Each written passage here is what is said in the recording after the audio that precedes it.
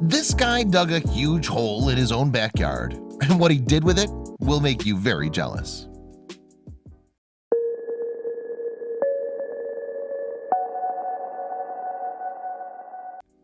When Wayne Martin started digging a giant hole in his backyard, his neighbors thought he'd lost his mind. Little did they know that what he actually had planned was one of the most ambitious backyard construction projects of all time. But when he was finished, all of their curiosity would quickly be replaced by burning jealousy. First, Wayne purchased a 20-foot shipping container he found online. He sealed the double doors at the end and installed a swinging door at the opposite side.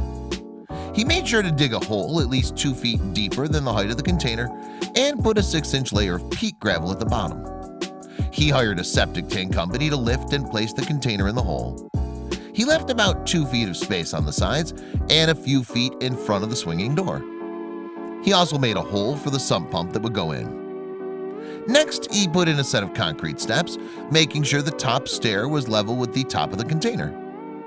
He then installed 2 I-beams, keeping them level with the stairs and the container top. More framework was added to support the roof. Across the framework, he laid sheets of heavy corrugated metal. He left an opening over the stairs and surrounded it with rebar.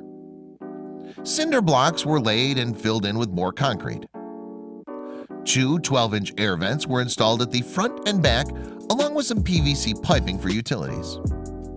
Finally, it was time to start pouring concrete. A 6-inch layer was added over the rebar and corrugated metal roofing.